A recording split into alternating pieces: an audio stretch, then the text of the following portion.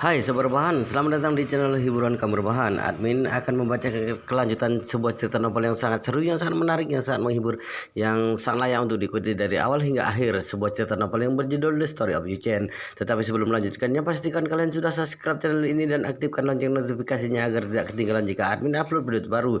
Jika kalian menyukai cerita seperti ini, jangan lupa like, jika berkenan share juga ke teman-teman lainnya agar teman-teman lainnya juga mendapatkan informasi dan hiburan di channel ini.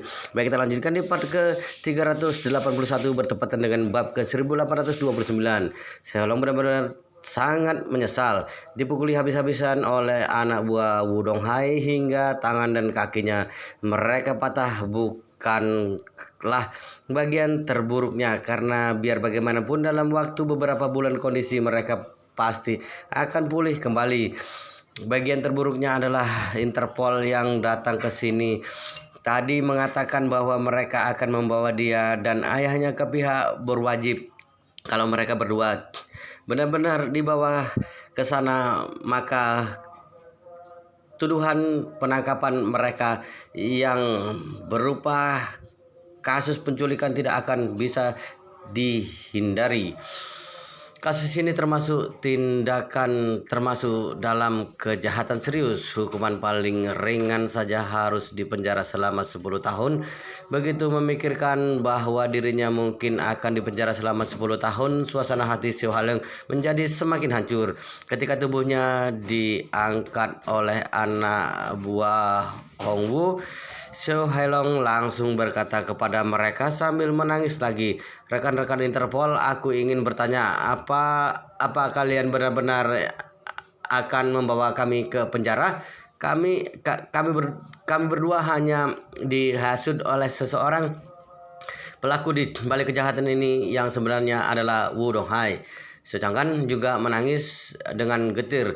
"Meskipun kami berdua memang bersalah, tetapi kami sudah menebus kesalahan kami. Kami berdua sudah terluka parah seperti ini. Apa kalian tidak bisa sedikit berbaik hati kepada kami? Tolong jangan bawa kami ke penjara." Choelong menengok ke belakang, menatap ke arah ayahnya dengan mata yang memerah, lalu berteriak sambil terus menangis, "Ayah, aku tidak mau masuk penjara."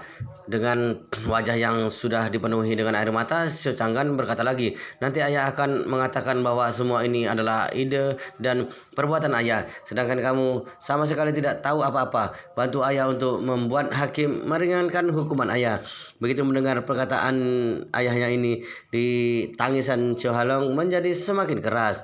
Ayah dan anak ini terus menangis sambil berteriak dengan keras. Keadaan di sana langsung menjadi sangat berisik. Tetapi pada saat ini Hongwu berjalan menghampiri mereka. Dia berkata dengan dingin, "Berisik, jangan menangis lagi. Kalau kalian masih menangis juga, aku akan benar-benar akan mengirim kalian ke penjara." Begitu mendengar ini, Xiao Hailong langsung bertanya dengan terkejut, "Tuan Interpol, maksud perkataan Anda barusan adalah jadi Anda tidak ingin mengirim kami berdua ke penjara?" Hongwu menjawab dengan dingin, "Anggap saja kalian beruntung. Kami harus merahasiakan penangkapan Li Cuihua. Jadi untuk sementara ini kami tidak bisa memberitahukan masalah ini kepada departemen lain. Jadi mengenai kasus penculikan Malan dan Li Cuihua yang kalian lakukan hari ini, tidak akan kami laporkan kepada pihak berwenang setempat. Benarkah?" Begitu mendengar ini, Xiao Hailong langsung menjadi sangat bersemangat hingga dia langsung menggerakkan tubuhnya tanpa sadar. Namun gerakan ini membuat rasa sakit di tubuhnya menjadi lebih parah karena kedua kaki dan tangannya dalam kondisi patah. Jadi dia langsung menjerit kesakitan. Meskipun mulutnya terus mengeluarkan rintihan dan jeritan kesakitan, tetapi hati Xiao Hailong benar-benar merasa sangat senang.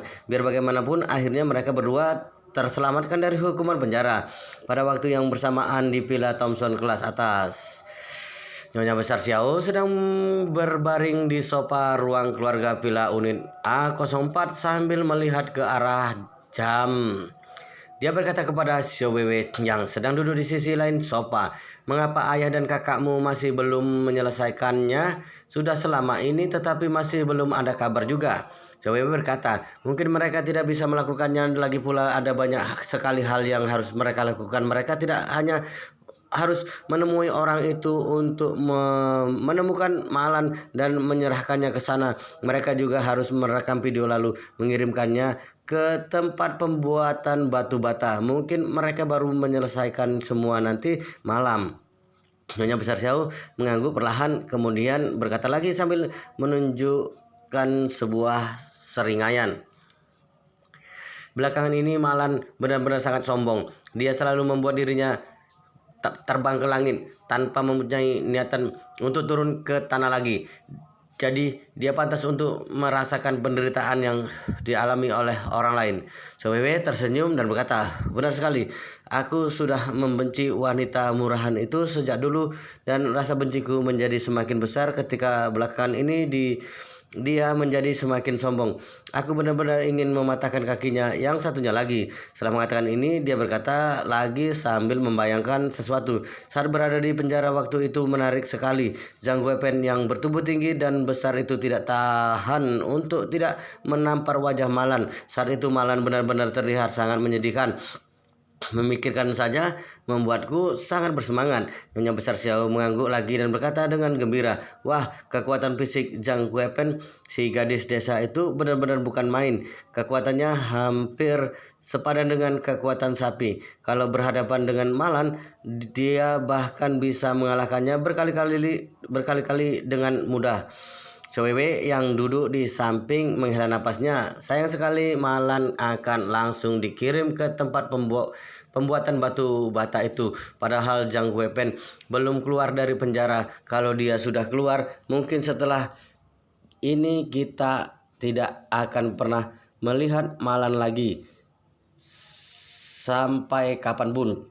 Benar sekali. Nyonya Xiao juga menghela napasnya dan berkata, tetapi tidak apa-apa, saat Malan tiba di tempat pembuatan batu bata itu, ada penderitaan tiada akhir yang sudah menunggunya.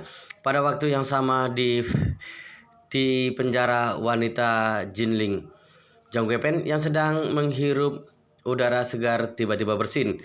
Sekelompok tahanan yang berada di sekitarnya segera menghampirinya dan bertanya kepadanya dengan penuh perhatian, Kak Guipen, kamu kenapa? Apa kamu masuk angin? Zhang Guipen menggosok-gosok hidungnya. Aku juga tidak tahu. Mungkin ada seseorang yang sedang merindukan aku.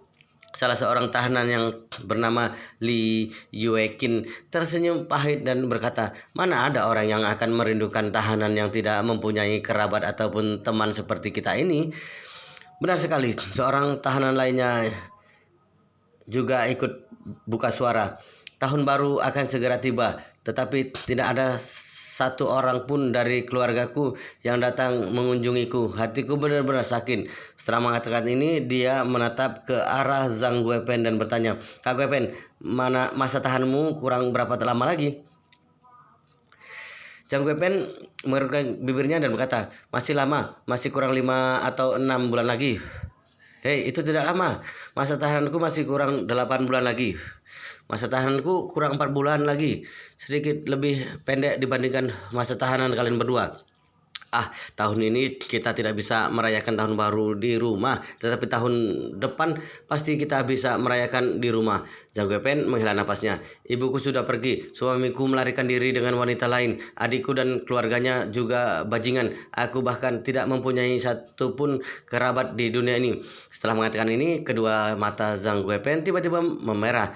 Kemudian ia berkata lagi, tidak terasa setelah ini sudah tahun baru. Aku juga tidak bisa membakar uang kertas untuk Nyonya Besar. Aku tidak tahu bagaimana kehidupannya di sana. Apakah dia punya cukup uang atau tidak. Hari ini juga sangat dingin. Aku tidak tahu apakah dia dan ayahku punya uang untuk merayakan tahun baru atau tidak.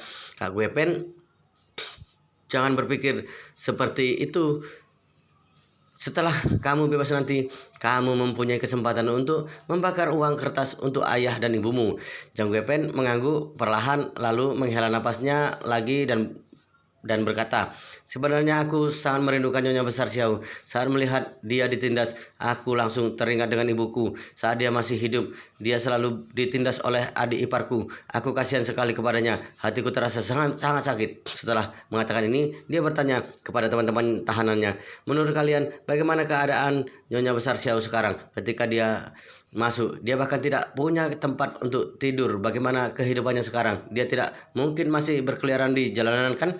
Ketika mereka sedang mengobrol, salah seorang sipir tiba-tiba berjalan ke sel mereka. Dia berkata kepada beberapa dari mereka, Zhang Weipeng, Liu Qin, Dong Yulin, silakan kemasi barang-barang kalian.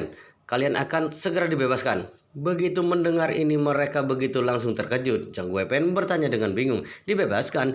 Bukankah masa tahananku masih belum berakhir? Sipir tersebut menjawab, ada seorang yang bersedia menjadi penjamin kalian sebelum persidangan. Jadi kalian bisa dibebaskan hari ini. Apa? Zhang Weipeng berkata dengan heran. Tetapi aku tidak mengenal siapa orang yang bersedia menjadi penjaminku. Sipir tersebut berkata dengan santai, teman lamamu, Nyonya Besar Xiao. Dia memerintahkan seseorang untuk mengurus hal ini. Dia mengeluarkan banyak uang untuk menjadi penjamin kalian bertiga. Zhang Weipeng benar-benar sangat terkejut sampai tidak bisa berkata-kata. Beberapa puluh detik kemudian dia baru berkata lagi dengan tidak berdaya, Nyonya Besar Xiao, bukankah hidupnya sangat menyedihkan? Dari mana dia mendapatkan uang untuk menjadi penjamin kami? Sipir tersebut tersenyum dan berkata, saat ini Nyonya Besar Xiao sudah menjadi orang yang sangat hebat dengan dengar-dengar bisnis keluarganya sudah berjalan kembali. Selain itu dia dan keluarganya juga pindah ke villa mewah di Thomson kelas atas. Sepertinya dia membebaskan kalian dari sini karena ingin membuat kalian menjalani kehidupan yang jauh lebih baik di Thomson kelas atas. Begitu mendengar ini, Zhang Weipeng yang lainnya langsung tercengang. Pada saat yang bersamaan mereka juga merasa sangat senang dan bersemangat. Dia langsung bertanya kepada sipir tersebut lagi, apa Nyonya Besar Xiao mendapatkan villa Thomson kelas atas milik menantunya? Sipir tersebut menjawab dengan santai, dia membelinya sendiri. Apa? Zhang Weipeng terkejut dengan sangat terkejut. Kamu bilang Nyonya Besar Xiao membeli villa di Thomson kelas atas yang harganya lebih dari 100 juta yuan untuk satu unitnya? Sipir tersebut tersenyum dan berkata, tentu saja, untuk menjadi penjamin agar kalian bertiga bisa bebas saja dia harus membayar lebih dari 1 juta yuan. Ini adalah balas budinya atas kebaikan kalian pada waktu itu. Jadi dia ingin membebaskan kalian dan membuat kalian tinggal di Villa Thomson kelas atas, agar kalian bisa menjalani kehidupan bak seorang putri. Air mata Zhang Weipeng mengalir keluar begitu saja. Sambil berusaha untuk menyekanya, dia berkata lagi, bagiku Nyonya Besar sudah seperti ibu kandungku. Dua orang selain Zhang Weipeng juga sangat gembira. Salah satu dari mereka berkata dengan terharu, benar, pada waktu itu Kak Weipeng selalu membantunya. Ternyata Nyonya Besar Xiao adalah orang yang tahu terima kasih, tapi intinya semua ini adalah berkat benih kebaikan yang Kak Weipeng tanam. Jiwa untuk menegakkan keadilan yang Zhang Weipeng miliki langsung muncul kembali. Dia berkata dengan sungguh-sungguh, malam itu benar-benar kurang ajar. Dia sama sekali tidak berbakti kepada ibu mertuanya sendiri. Aku memberi dia pelajaran agar dia bisa memperbaiki kelakuannya. Kalau di masa depan nanti dia menindas Nyonya Besar Xiao lagi, aku tidak akan mengampuninya. Sipir tersebut langsung memperingatkan dia, Zhang Weipeng, kesempatanmu untuk bisa dibebaskan dengan jaminan ini adalah kesempatan yang sangat langka. Setelah keluar dari sini, kamu harus berubah menjadi orang yang lebih baik. Jangan pernah melakukan kejahatan ataupun tindakan kriminal lagi. Kalau kamu terlibat dalam perkelahian lagi, kamu akan kembali masuk penjara dan masa hukumanmu tidak lagi tersisa 5 atau 6 bulan saja. Kamu bisa mendapat hukuman berat karena melakukan pelanggaran yang sama. Zhang Weipeng langsung berseru, apa seberat itu? Tentu saja. Sipir tersebut berkata lagi dengan serius, kamu harus menjadi warga negara yang baik dan taat hukum. Jangankan terlibat dalam perkelahian, bahkan meskipun kamu hanya membuang sampah atau meludah sembarangan saja, kamu bisa mendapat sanksi administratif. Setelah mengatakan ini, sipir tersebut menambahkan lagi, setelah keluar dari sini, bahkan meskipun kamu sudah bukan lagi narapidana di sini, petugas penegak hukum dan petugas patroli kami akan terus mengawasi setiap gerak-gerikmu. Kalau kamu benar-benar melakukan kejahatan lagi, hukum pasti tidak akan mengampunimu. Jantung Jang Guepen berdetak dengan kencang. Dia langsung melambai-lambaikan tangannya dan berkata, "Anda tenang saja, setelah keluar dari sini, aku pasti akan berubah menjadi orang yang jauh lebih baik." Sipir tersebut mengangguk dengan puas lalu berkata, "Satu hal lagi, setelah ini kamu akan pergi ke rumah Nyonya Besar Xiao dan tinggal di Villa Thompson kelas atas. Itu adalah perumahan terbaik yang ada di Jinling. Kalau tinggal di sana kamu akan menjalani kehidupan seperti seorang putri. Oleh karena itu, kamu harus bersyukur. Jangan sampai kamu kembali ke sini dan tidur di dalam sel penjara lagi. Apa kamu mengerti?" "Baiklah, aku mengerti." Zhang Guipen mengangguk berulang kali. Saat ini dia sudah mulai membayangkan bagaimana kehidupan yang akan dia jalani setelah ini. Setelah dia tinggal di Villa Thompson kelas atas. Dia hanyalah seorang petani wanita. Kondisi keluarganya sangat tidak baik. Mereka sangat miskin.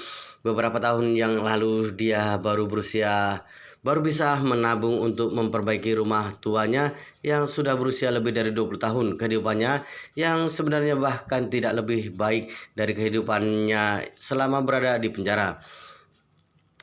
Selama ini dia mempunyai impian, yaitu ingin pindah ke kota dan tinggal di rumah yang mempunyai 2 kamar tidur. Tetapi harga rumah di Jinling sama sekali tidak murah. Mana mungkin dia mampu membeli rumah di sana. Jadi dia hanya bisa berangan-angan saja. Tapi sekarang ternyata dia benar-benar mempunyai kesempatan untuk tinggal di villa mewah Thompson kelas atas. Dia seperti melewati jalan pintas yang langsung membawanya ke tingkat paling atas. Mereka bertiga benar-benar sangat bahagia sehingga hampir tidak bisa menahan air matanya mereka. Pada saat ini sipir tersebut memperingatkan mereka, "Kalian jangan terlalu bahagia dulu. Masih ada berbagai prosedur yang harus kalian lewati. Kalian harus bekerja sama dengan baik. Dengan begitu kalian akan bisa segera keluar dari sini." "Baiklah, kami pasti akan bekerja sama dengan baik." Ketika Jang Guipen dan kedua temannya tahanannya sedang menjalani prosedur agar bisa dibebaskan dengan jaminan Nyonya Besar Xiao yang sejak tadi menunggu kabar dari putra dan cucunya, tiba-tiba menerima telepon dari rumah sakit. Di ujung telepon terdengar suara seorang yang bertanya kepadanya dengan nada khawatir, "Halo, apakah Anda adalah keluarga dari Xiao Changgan dan Xiao Helong?" Nyonya Besar Xiao langsung menjawab, "Iya, benar. Ada apa ya?" Dokter tersebut langsung berkata lagi, "Halo, Xiao Changgan dan Xiao Helong terluka parah. Saat ini mereka sedang menerima perawatan di UGD di Rumah Sakit Rakyat di Jinling. Kami berharap keluarganya bisa segera datang ke sini." "Apa?" Nyonya Besar Xiao berkata dengan terkejut. "Mereka terluka parah. Apa yang terjadi?" Dokter tersebut menjawab lagi, "Tangan dan kakinya mereka dipatahkan oleh seseorang. Meskipun lukanya tidak membahayakan nyawa mereka, tetapi luka mereka sangat serius. Harus ada seorang yang mengurusnya. Kami harap kalian bisa segera datang ke sini." Nyonya Besar Xiao langsung panik. Xiao Wewe yang ada di sampingnya langsung bertanya kepadanya, "Ada apa, Nek?" Nyonya Besar Xiao menjawab dengan ekspresi wajah sedih, "Barusan aku menerima telepon dari rumah sakit. Mereka mengatakan bahwa ayah dan kakakmu terluka. Sekarang mereka berdua ada di rumah sakit. Mereka meminta kita untuk segera ke sana." "Apa?" Xiao Wewe langsung berdiri sambil menutup mulutnya dengan terkejut lalu bertanya dengan gugup, "Nenek, sebenarnya apa yang terjadi? Bukankah mereka pergi untuk memberi pelajaran kepada Malan, si wanita pemberang itu? Mengapa mereka berdua malah terluka dan dirawat di rumah sakit?" Nyonya Besar Xiao langsung berkata dengan cemas, "Aduh, aku juga tidak tahu. Kita harus segera bersiap-siap dan pergi ke sana." Pada saat ini Ken Hokian yang sedang menyiapkan bahan masakan di dapur mendengar suara gerakan mereka, jadi dia langsung berjalan keluar dan bertanya, "Ada apa, Bu? Apa yang terjadi?" Nyonya Besar Xiao memelototnya dan berteriak dengan marah, "Cepat, ganti baju. Kita harus segera pergi ke rumah sakit. Changga dan Hailong terluka. Sekarang mereka dirawat di rumah sakit." "Apa?" Xiao Hailong, "Apa?" Ken Hokian juga sangat terkejut. Dia langsung bertanya lagi, "Mengapa bisa begini? Apa yang terjadi? Kalau malah yang masuk rumah sakit aku tidak akan heran, tetapi mengapa malah mereka berdua yang dirawat di sana?" Nyonya Besar Xiao berteriak dengan kencang, "Mengapa kamu banyak tanya? Segera ganti baju agar kita bisa langsung berangkat ke sana." Ken Hokian mana berani membantah perkataannya. Dia langsung menyeka tangannya menggunakan celameknya lalu berkata dengan tergesa-gesa, Baiklah, aku akan berganti baju sekarang juga." 3 generasi keluarga Xiao itu segera berangkat menuju ke rumah sakit rakyat Jinling. Pada saat yang sama, di pintu gerbang penjara wanita Jinling, Zhang Guopen, Li Yueqin, dan Dong Yulin berjalan keluar dari gerbang besi berdinding tinggi tersebut sambil membawa kasur lipat dan pakaian mereka. Begitu keluar dari rumah tahanan tersebut, Zhang Guopen langsung berkata kepada kedua temannya yang dibebaskan bersamaan dengan dirinya, Yueqin, Yuling, orang-orang mengatakan bahwa setelah kita dibebaskan dari penjara, kita tidak boleh menengok ke belakang lagi. Karena kalau kita menengok ke belakang, cepat atau lambat kita akan kembali ke sana lagi. Apa kalian mengerti? Kedua orang itu langsung mengangguk dengan penuh semangat. Kami mengerti, Kak Guopen. Pada saat ini, Li Yueqin bertanya kepadanya, Kak Guopen, Nyonya Besar Xiao telah menjadi penjamin kita sehingga kita bisa dibebaskan lebih awal. Tapi mengapa dia tidak datang menjemput kita? Ya, benar. Dong Yuling juga ikut membuka suara. Dia bahkan bisa melakukan hal sebesar ini. Bukankah menyimpan mobil dan datang kemari untuk menjemput kita adalah hal yang sangat mudah dilakukan? Zhang Guopen langsung berkata, kalian jangan berpikir seperti itu. Dia bersedia untuk menjadi penjamin kita dan membuat kita tinggal di Villa Thompson kelas atas saja sudah merupakan hal yang harus kita syukuri. Kita harus berterima kasih kepadanya. Kita tidak boleh mengharapkan dia untuk melakukan segala sesuatu untuk kita. Sebagai manusia, kita harus tahu diri dan tahu terima kasih. Kedua orang itu mengangkat bahu mereka dan berkata, baiklah, perkataan Kak Guopen memang benar. Kami akan belajar untuk itu. Zhang Guopen berkata lagi, kita bertiga pergi ke Thompson kelas atas. Naik taksi saja. Sekarang ini sudah hampir memasuki jam makan. Mungkin Nyonya Besar Xiao sedang menyiapkan perjamuan di rumahnya untuk menyambut kedatangan kita. Begitu mendengar ini, kedua temannya langsung menjadi sangat bersemangat. Mereka berkata, baiklah, kalau begitu ayo kita segera berangkat ke sana. Tepat pada saat ini, sebuah mobil Mercedes-Benz berhenti tepat di depan mereka bertiga. Setelah pengemudi mobil tersebut turun dari mobil, dia langsung bertanya kepada mereka, permisi, apa kalian adalah Zhang Guopen, Li Yueqin, dan Dong Yuling? Zhang Guopen mengangguk dan dengan cepat dan menjawab, iya benar, kamu siapa? Pengemudi tersebut tersenyum dan berkata, aku adalah sopir yang diperintahkan oleh Nyonya Besar Xiao untuk menjemput lalu mengantar kalian ke Thompson kelas atas. Silakan masuk ke mobil. Setelah mendengar perkataan sopir tersebut, Zhang Guopen langsung menatap ke arah mobil Mercedes-Benz yang sangat mewah itu lalu berkata dengan penuh semangat, Nyonya Besar Xiao benar-benar baik sekali kepada kita. Selama aku hidup, aku belum pernah menaiki mobil sedan sebagus Mercedes-Benz. Li Yueqin yang berdiri di sampingnya juga tidak bisa menahan untuk tidak berseru. Mobil sedan terbagus yang pernah aku naiki adalah mobil polisi yang dikendarai oleh petugas ketika mereka menangkapku. Dong Yuling menganggukkan kepalanya berulang kali. Kak Yueqin, aku sama sepertimu. Sopir tersebut mendengar percakapan mereka bertiga. Dia tersenyum dan berkata lagi, kalian bertiga segeralah masuk ke mobil. Baiklah, Zhang Guopen langsung merespon perintah sopir tersebut. Dia segera membuka pintu penumpang bagian belakang lalu berjalan masuk dan duduk di sana. Kedua temannya juga ingin masuk ke mobil, tetapi sopir tersebut buru-buru berkata, di kursi penumpang bagian belakang hanya ada 2 tempat duduk, jadi salah satu dari kalian harus duduk di kursi penumpang yang ada di sebelah kursi pengemudi. Pada saat ini, Li Yueqin sedang membuka pintu penumpang bagian belakang. Di sisi yang lain, Dong Yuling yang satu langkah lebih lambat darinya langsung bergumam, padahal mobil ini sangat luas, mengapa hanya ada 2 tempat duduk di bagian belakang? Bahkan mobil polisi yang aku kendarai saja mempunyai 3 tempat duduk di bagian belakang. Zhang Guopen yang sudah duduk di dalam mobil tersebut berkata kepadanya, kamu ini tahu apa? Di bagian belakang mobil ini benar-benar hanya ada 2 tempat duduk karena ada sandaran tangan yang berukuran besar di bagian tengah sini. Saat menyentuhnya rasanya seperti menyentuh kulit asli. Aduh, saat meletakkan tanganku di sini rasanya benar-bear sangat nyaman. Li Yuekin segera masuk ke mobil dan duduk di tempat duduknya sambil berkata dengan penuh semangat, "Benarkah? Kalau begitu aku juga menyentuh dan merasakannya." Dong Yuling yang masih berdiri di luar mobil memandangi kursi penumpang bagian belakang mobil yang sangat mewah itu. Di sana terdapat sandaran tangan berukuran besar yang dilengkapi dengan layar LCD dan tombol kontrol. Setelah itu dia berkata dengan iri, "Aku juga ingin merasakannya." Li Yuekin melambaikan tangannya ke arahnya. "Aduh, lain kali saja, cepatlah masuk ke mobil. Nyonya Besar Xiao sedang menunggu kita." Dong Yuling tidak bisa berbuat apa-apa. Dia terpaksa harus masuk ke mobil dan duduk di kursi penumpang bagian depan.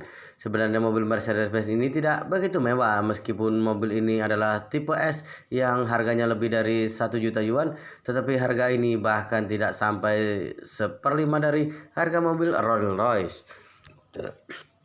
Namun bagi Zhang Guipen dan kedua temannya, mobil ini sudah menjadi mobil termewah yang bisa mereka bayangkan. Kalau meletakkan sebuah Rolls Royce di hadapan mereka, mereka mungkin tidak akan mengenalinya.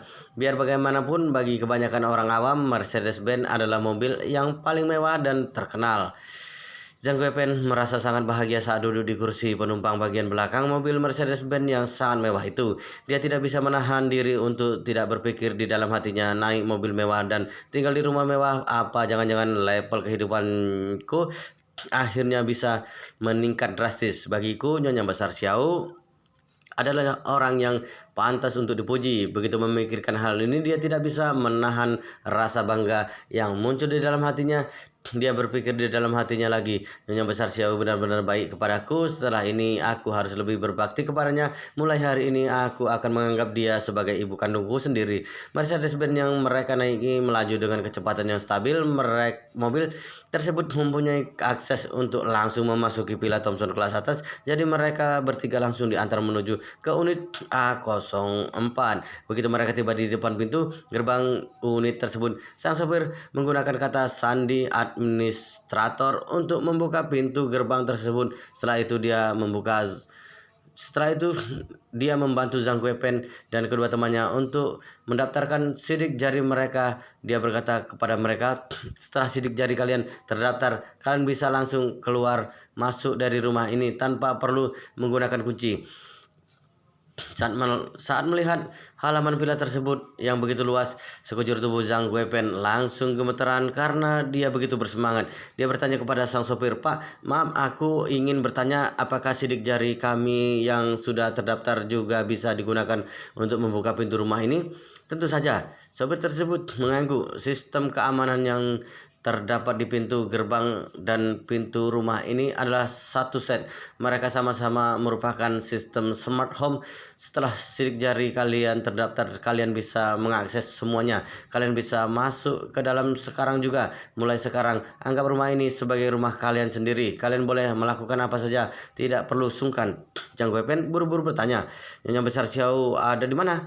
Mengapa dia tidak keluar?" Sang sopir tersenyum dan berkata, "Saat ini Nyonya Besar Xiao sedang ada urusan. Beliau sedang keluar. Oleh karena itu, beliau memintaku untuk menjemput kalian. Untuk sekarang ini, kalian bisa memilih kamar kalian masing-masing terlebih dahulu. Di dalam masih ada banyak sekali kamar kosong." "Wah, luar biasa." Begitu sang sopir memerintahkan mereka untuk memilih kamar masing-masing, Zhang Guipen langsung berlari ke arah pintu masuk sambil membawa kasur lipat di tangannya.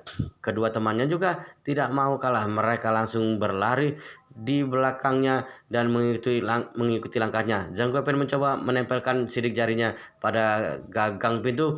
Dan benar saja, pintu tersebut langsung terbuka. Dia mendorong pintu tersebut dengan penuh semangat. Begitu berjalan masuk, dia langsung dikejutkan oleh interior yang benar-benar mewah. Wow, luar biasa sekali guys, ceritanya sangat seru, sangat menarik, sangat menghibur, sangat membuat kita penasaran. Jika tidak mengetahui cerita kelanjutannya, tetapi sepertinya di video ini, di part ini sampai di sini dulu. Kita akan lanjutkan di part berikutnya di video selanjutnya. Pastikan kalian sudah subscribe channel ini dan aktifkan lonceng notifikasinya agar tidak ketinggalan jika admin upload video terbaru.